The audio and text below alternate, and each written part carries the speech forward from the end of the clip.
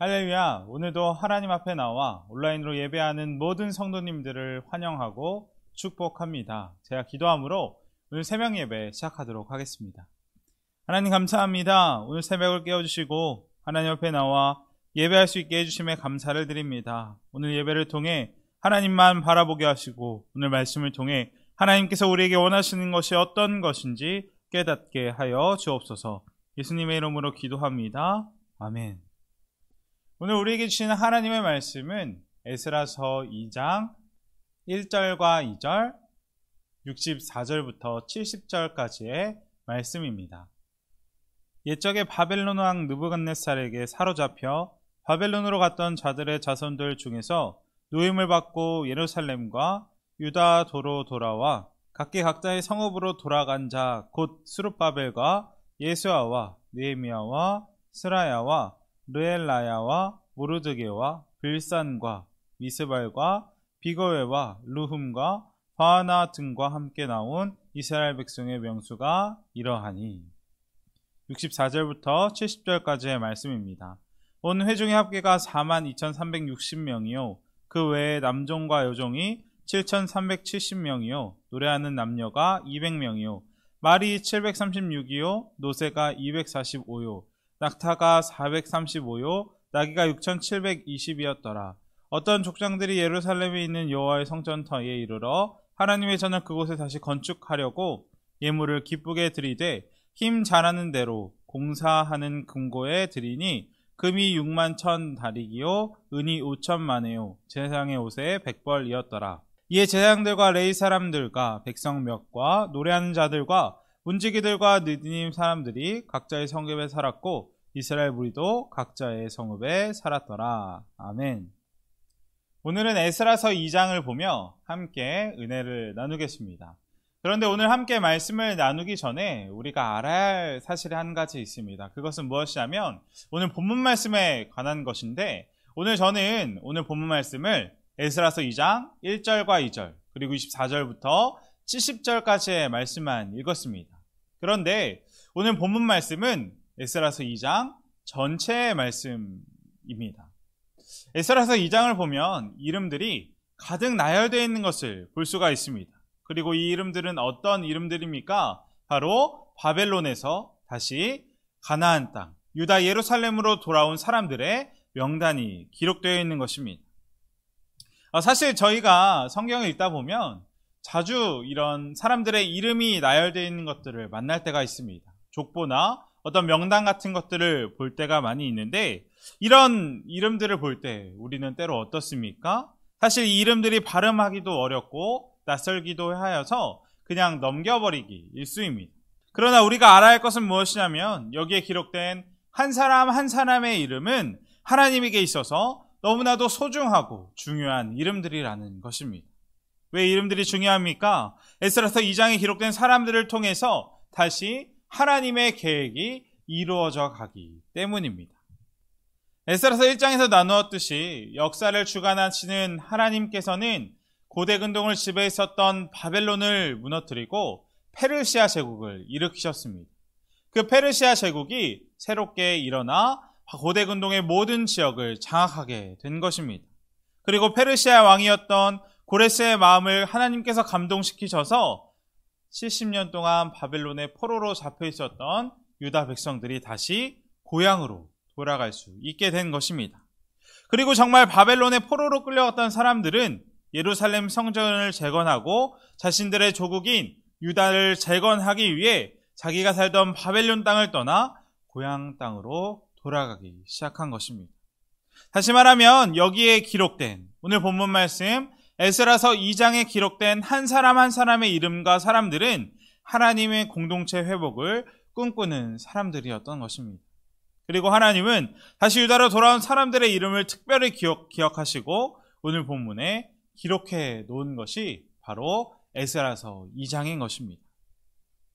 그런데 이렇게 중요한 이름들을 이 새벽에 시간상 다 읽기가 쉽지 않아 2장 1절과 2절 또 64절에서 70절까지의 말씀만 함께 보았는데 성도님들께서는 오늘 시간을 내셔서 읽지 못한 부분을 오늘 한번 묵상해 보셨으면 좋겠습니다. 이렇게 오늘 본문은 바벨론에서 다시 유다로 돌아간 사람들의 이름으로 가득 차 있습니다. 그렇다면 여기에는 어떤 사람들의 이름이 들어있을까요? 제가 성경 본문으로만 보기에는 조금은 복잡하고 이 이름들이 낯설고 어려워서 표를 한번 가져와 봤습니다. 우리 사진 보겠습니다. 이 표는 오늘 본문의 말씀을 어떤 사람들이 있는지, 또 이 명단에는 누가 있는지 정리한 표인데, 이 표를 보시면 조금 더 수월하게 성경을 이해할 수 있을 것입니다. 그래서 이 표를 보면 맨 먼저 누가 기록되어 있습니까?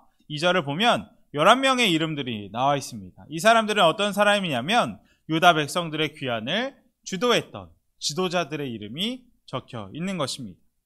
이 지도자들에 대해서 우리가 다 알 수 없지만 가장 대표적인 지도자는 누가 있냐면 우리가 잘 알고 있는 스룹바벨과 예수아가 나옵니다. 나중에도 함께 다시 살펴보겠지만 이들을 잠깐 설명해 드리자면, 스룹바벨은 다윗의 혈통을 이어받은 왕족으로 마태복음의 예수님 족보에도 올라가 있는 사람입니다. 그는 1차 포로기환의 리더로 유다 총독으로 활동했던 사람입니다. 그리고 이 스룹바벨에게는 좋은 믿음의 동역자가 있었는데 그 사람이 바로 제사장 예수아입니다.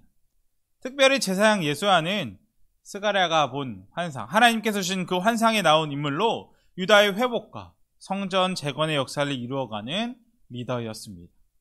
이 위에도 2절을 보면 우리가 아는 이름들이 나와 있는 것 같습니다. 느헤미야라는 이름도 눈에 띄고 모르드게라는 이름도 눈에 띕니다. 그런데 이 사람들은 이 느헤미야와 모르드게는 우리가 아는 그 느헤미야와 모르드게가 아닌 동명이인이었던 사람들입니다. 이렇게 2절에 기록된 지도자들은 성경에는 어떤 사람들이었는지 자세히 기록되어 있지 않아 우리가 잘 알지는 못하지만 성경에 기록되어 있는 것을 보면 하나님의 계획을 이루어갔던 아주 중요한 지도자들이었을 것입니다. 이렇게 2절은 11명의 지도자의 이름으로 되어 있고, 두 번째로 3절부터 20절까지는 가문인 확인된, 유다 가문이 확인된 일반 백성들의 명단이 기록되어 있습니다. 또 21절부터 35절은 이스라엘 출신 지역을 중심으로 된 이름들이 기록되어 있습니다. 다시 말하면 2절부터 35절까지는 일반 백성들에 대한 소개를 다루고 있는 것입니다. 이후 36절에서 39절은 제사장들의 명단을 다루고 있고, 40절과 58절까지는 레위인과 성전에서 봉사하는 사람들의 명단을 소개합니다. 또 59절과 60절은 출신과 계보가 불분명한 자들에 대해서 기록되어 있는데, 그들은 어느 가문인지 어디 지역 출신인지는 알 수 없지만 이들도 유다를 재건하는 역사에 함께하기를 원했기 때문에 성경에 기록되게 되었습니다. 그런데 특별히 우리가 눈여겨봐야 될 중요한 것은 무엇이냐면 61절과 63절 말씀입니다. 여기에는 성전 봉사자들의 명단과 함께 이 오늘 본문에서 가장 중요한 제사장 가문의 혈통 문제에 대해서 다루고 있습니다. 사실 다시 유다 예루살렘으로 돌아온 자들에게 제사장 가문의 혈통은 너무나도 중요한 문제 중 하나였을 것입니다. 왜냐하면 무너진 성전을 재건하고 예배를 회복해야 되는데 아무나 출신과 계보가 불분명한 제사장을 세울 수 없었기 때문입니다. 그래서 제사장들의 족보를 조사하고 그들의 출신이 어디인지를 조사하여서 그들의 조상이 정말 제사장 가문인지 아닌지를 따졌던 것입니다. 게다가 지도자들은 우림과 둠밈으로 그들이 제사장 가문인 것이 판별되기 전까지는 제사장 역할을 수행하지 못하기까지 하였습니다. 하나님을 가까이 섬기는 자들이기 때문에 충분하고 엄격한 검증이 필요했던 것입니다. 그만큼 유다 백성들은 성전을 재건하며 그들의 신앙을 다시 확립하는 것에 있어서 얼마나 하나님 앞에 철저하고 엄격했는지를 알 수 있는 부분인 것입니다. 그러나 저는 사실 이런 모든 상황과 정황을 떠나서 그들이 바벨론 땅에서 70년간 살다가 다시 고향 땅인 가나안으로 돌아오는 결단을 했다는 것 자체가 너무나도 귀한 결단이라고 생각을 합니다. 그리고 분명히 이것은 하나님께서 보시기에도 내가 이들을 회복시키기를 잘했다라고 생각하실 만큼 아주 중요한 부분이었다라고 생각합니다. 왜냐하면 그들이 돌아온다는 결단은 결코 쉬운 결단이 아니었기 때문입니다. 사실 그들이 돌아간 고향 예루살렘은 바벨론 땅에 비해서 아무것도 없는 황무지였을 것입니다. 저희가 느헤미야에서도 함께 살펴보았지만 예루살렘은 바벨론에 의해 완전히 무너졌습니다. 하나님을 예배하는 성전도 없고 그들을 지켜줄 성벽도 없습니다. 게다가 사람이 살아가는 데 필요한 기본적인 의식주도 확보되지 않았습니다. 곳곳이 불타고 무너진 곳이 바로 유다, 예루살렘이었던 것입니다. 그러나 그에 비해 바벨론 땅은 어땠습니까? 비록 70년 전 포로로 잡혀와서 어쩔 수 없이 바벨론 땅에 살긴 했지만 70년, 그 오랜 시간 동안 그 바벨론에 살면서 삶이 점차 안정되어져 갔을 것입니다. 분명 70년이면 적지 않은 시간입니다. 한 가문이 3대 정도가 그 땅에서 뿌리 내릴 수 있는 정도의 시간이었던 것입니다. 분명 바벨론의 포로로 끌려갔던 첫 세대가 고생 좀 했겠지만 그곳에서 일도 하고 집도 얻고 결혼도 하며 자신들이 닦아놓은 사업을 기반을 근거로 안정적인 삶을 살았을 것입니다. 이제 그들의 삶의 터전은 그 70년이라는 시간 동안 바벨론이 그들의 삶의 터전이 되었던 것입니다. 그런데 그들이 어떻게 합니까? 하나님의 말씀이 고레스의 입을 통해 선포되어지자 그것이 하나님의 뜻임을 믿고 그들의 모든 것을 포기하고 아무것도 없는 처음부터 다시 시작해야만 하는 가나안 땅, 그 예루살렘으로 발걸음을 옮기게 된 것입니다. 또한 그들은 특별한 교통수단이 없었던 당시 상황에서 노약자들을 데리고 또한 짐을 가지고 수천 킬로미터가 넘는 광야길을 횡단해야 했습니다. 또한 앞서 이야기했듯이 폐허가 된 예루살렘을 재건해야만 했을 것입니다. 그렇기에 이스라엘 백성이 안정된 삶의 터전을 떠나 예루살렘으로 돌아가는 것은 그들에게 엄청난 도전이었고 어려움이었습니다. 그러나 그런 상황에서도 불구하고 그들이 다시 유다 땅 예루살렘으로 돌아간다는 결단을 내릴 수 있었던 것은 무엇입니까? 자신들이 무엇을 해야 하는지, 자신들의 사명이 무엇인지 확실히 알았기 때문이었습니다. 다시 말하면 자신들이 누구이며 또한 무엇을 해야 하는지, 어떻게 하나님 앞에 부름받았는지를 그들이 분명히 인식했기 때문이었습니다. 그래서 그들은 오직 하나님 말씀만 의지해서 다시 분명 그들에게 어려움이 있고 힘든 상황이 펼쳐질 것을 알고 있지만 오직 하나님 한 분 의지해서 고향 땅으로 돌아가게 된 것입니다.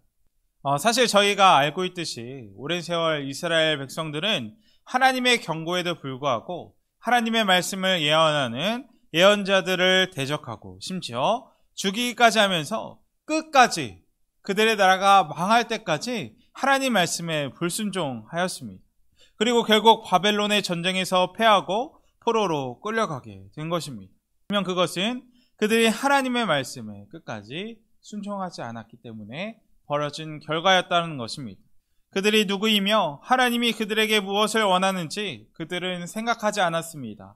그리고 결국 바벨론과의 전쟁에서 패해 포로로 끌려온 그들은 하나님께서 택하셔서 재앙나라로 세우신 자신들의 사명을 완전히 잃어버렸던 것입니다. 오히려 적극적으로 하나님을 떠나 하나님이 아닌 우상을 숭배했습니다. 그러나 하나님께서는 포로 생활의 고난 속에서 그들을 연단시키시며 그들이 누구이며 어디서 왔고 어떻게 살아야 하는지, 그들이 무엇을 위해 하는지 그들의 분명한 사명을 다시 회복시켜 주셨습니다. 그리고 그들과의 관계를 완전히 회복하기 위하여 그들을 약속의 땅이었던 가나안 땅으로 다시 부르신 것입니다. 오늘 본문에 돌아온 사람들을 보며 우리도 하나님의 부르심에 대해서 다시 생각해 보았으면 좋겠습니다. 우리도 이 새벽 하나님 앞에 나와 있습니다. 사실 이 새벽 시간은 하나님을 믿지 않는 사람들이 잠을 자는 시간입니다. 그런데 우리는 이 새벽을 깨우는 이유는 무엇입니까? 이 새벽 하나님 앞에 나와 말씀을 붙드는 이유는 무엇입니까? 바로 하나님께서 우리를 부르셨기 때문입니다. 그리고 우리가 그 하나님께서 우리를 부르셨다는 것을 확실히 믿고 있기 때문입니다. 하나님께서 우리를 이 세상 가운데 우리를 하나님의 자녀로 세우시고 하나님의 사명을 감당하도록 우리를 부르셨습니다. 그리고 그것은 세상의 가치와는 정반대입니다. 하나님을 믿어 부자가 되고 건강해지고 유명해지는 것, 그것은 하나님께서 우리를 부르신 사명이 아닙니다. 이 마지막 때에 주님의 사명을 감당토록 십자가의 길을 걸어가도록 하나님께서는 우리를 하나님의 제자로 부르신 것입니다. 그리고 우리가 그 사실을 망각한다면 우리도 유다 백성들처럼 세상이라는 우상에 빠져 하나님을 떠나 허우적거릴 수밖에 없는 것입니다. 분명 하나님께서는 우리를 하나님의 사명을 위하여 부르셨습니다. 십자가의 삶을 살라고, 주님의 제자의 길을 살라고 우리를 이 자리에 부르신 줄 믿습니다. 이 사실을 깨닫고 주님 앞에 온전히 설 수 있는 우리 모두가 되기를 주님의 이름으로 축복합니다. 또한 우리가 이 귀한 자 명단을 보며 알아야 될 사실이 있습니다. 그것은 무엇이냐면 돌아온 사람들의 숫자입니다. 오늘 본문을 보면 바벨론 땅에서 예루살렘으로 돌아온 인원은 총 42,360명으로 5만 명이 채 안 되는 숫자입니다. 그런데 이 숫자는 바벨론으로 끌려가 그곳에서 정착해 살고 있는 유다 백성들에 비하면 아주 적은 숫자라고 학자들은 추측하고 있습니다. 다시 말하면 아주 소수의 무리만 바벨론에서 유다로, 하나님의 말씀에 순종해 유다로 돌아온 것입니다. 이것은 앞서 이야기했듯 돌아오지 않은 사람들이 바벨론의 안정적인 삶을 선택한 것입니다. 분명 하나님의 말씀대로 바사한 고레스 왕의 칙령을 떨어졌지만 대부분 많은 사람들은 발걸음이 떨어지지 않았을 것입니다. 바벨론에서 지금까지 이뤄놓은 것도 많고 자신의 노력이 아까웠을 것입니다. 그래서 많은 사람들은 바벨론의 안정적인 생활을 선택한 것입니다. 분명 하나님이 가나안으로 돌아가라 말씀하시는 그 길을 따르는 것, 자기가 이루었고 자기가 지금까지 살았던 모든 것을 내려놓고 따라가는 것은 분명 넓은 길은 아닙니다. 결코 8차선의 넓은 길이 아닌 좁은 길입니다. 그러나 중요한 것은 주님께서는 우리에게 뭐라고 말씀하셨습니까? 주님은 우리에게 좁은 길로 가라고 분명히 말씀하셨다라는 것입니다. 때때로 많은 사람들은 우리가 믿음으로 좁은 길을 선택한 것을 보며 어리석다고 비난할 때도 있습니다. 그럴 때마다 우리는 하나님이 약속하신 이 하늘의 상급을 떠올리고 믿음의 자리에서 흔들리지 말아야 할 것입니다. 오늘 저는 이 본문의 말씀 묵상하는 가운데 믿음의 조상 아브라함이 생각났습니다. 하나님께서는 아브라함에게 창세기 12장 1절에서 뭐라고 말씀하셨습니까? 너는 너의 고향과 친척과 아버지의 집을 떠나 내가 내게 보여줄 땅으로 가라고 말씀하셨습니다. 떠나라고 말씀하셨습니다. 자신이 지금까지 살아온 하란 땅에 가지고 있던 모든 것들을 다 내려놓고 한 번도 가보지 못했던 하나님이 말씀하시는 곳으로 가라고 하나님은 명령하셨습니다. 마치 오늘 본문의 말씀처럼 70년 동안의 바벨론에서의 모든 것들을 내려놓고 고향으로 돌아가야 하는 이스라엘 백성들, 그곳에서 하나님의 말씀에 따라 성전을 건축하고 다시 하나님의 자녀로 일어서야 하는 이스라엘 백성들의 믿음이 아브라함의 믿음과 똑같아 보입니다. 이렇게 볼 때 진정한 믿음이란 무엇입니까? 바로 좁은 길을 걸어가는 것입니다. 아브라함과 유다 백성들에게 믿음의 선택을 한다는 것은 그들에게도 결코 쉬운 결정은 아니었을 것입니다. 그들이 누구인지, 내가 무엇을 해야 하는지, 무엇을 쫓아야 하는지 그 사실을 분명히 알고 있지 않는다면 도저히 한 걸음도 뗄 수 없는 너무나도 어려운 중요한 결단이었다라는 것입니다. 그러나 우리가 있어야 할 것을 분명히 깨닫고 우리의 사명을 분명히 하고 우리가 믿음의 발걸음을 뗄 때에 하나님께서는 어떻게 하십니까? 우리와 함께 하시며 우리가 걸어가는 그 십자가의 길을 통하여 세상으로 흘러가는 축복의 통로, 은혜의 통로로 우리를 사용하실 것입니다. 오늘 본문을 보며 우리는 어떤 선택을 해야 하는지 돌아보았으면 좋겠습니다. 우리는 어떤 선택 순간 가운데 중요한 선택의 갈림길에 무엇을 선택하며 살아가시고 계십니까? 어디로 향하십니까? 이제 말씀을 마칠 텐데 오늘 바벨론에서 돌아온 유다 백성들을 보며 우리 스스로에게 한번 질문해 보았으면 좋겠습니다. 나는 누구인가? 나는 무엇을 위해서 살아가야 하는가? 나는 어디에 서 있어야 하는가? 이 사실을 깨닫게 될 때에 우리는 오늘 본문의 유다 백성들처럼 하나님의 뜻을 이루어갈 수 있을 것입니다. 그럼 우리 모두가 되기를 주님의 이름으로 축복합니다. 함께 기도하기 원합니다. 오늘 본문의 유다 백성들처럼 우리도 하나님께 다시 돌아가기 원합니다. 우리는 하나님께 부름받은 하나님의 백성들입니다. 하나님께서 우리를 이 세상 가운데 하나님의 자녀로 세우시고 하나님의 사명을 감당토록 부르셨습니다. 우리가 세상 것들에 집중하고 세상의 가치를 따라 사는 것이 아니라 하나님께서 원하시는 좁은 길, 믿음의 길, 십자가의 길을 선택하여 걸어가는 우리 모두가 되게 해달라고 기도하겠습니다. 두 번째로 기도할 것은 지금 현재 전쟁이 일어나고 있는 우크라이나를 위해 함께 기도하겠습니다. 또한 코로나19의 종식, 또한 우리나라를 위해서 교회와 동대문의 모든 가족들과 환우들, 요약교를 위해서 함께 기도하도록 하겠습니다. 제가 기도함으로 오늘 모든 새벽 예배 마치겠습니다. 하나님 감사합니다. 오늘 새벽 에스라서 2장을 보며 함께 은혜를 나누었습니다. 하나님, 저희도 바벨론에서 귀환했던 유다 백성들처럼 믿음의 결단을 하기 원합니다. 세상은 우리를 조금 더 편한 길, 안정된 길을 가라고 우리를 유혹하지만 하나님께서 원하시는 길은 그런 길이 아님을 믿습니다. 저희가 하나님의 자녀로, 주님의 제자로 하나님께서 원하시고 기뻐하시는 길을 걸어갈 수 있도록 인도하여 주시고, 때로는 저희에게 어려움과 고난이 닥쳐올 때도 있습니다. 하나님, 저희는 연약하여 때로는 넘어지고 쓰러지지만 보혜사 성령님께서 저희와 함께하여 주셔서 주님 앞에 서는 그날까지 끝까지 하나님 한 분 바라보며 나아가는 저희 모든 동대문의 가족들이 되게 하여 주옵소서. 예수님의 이름으로 기도합니다.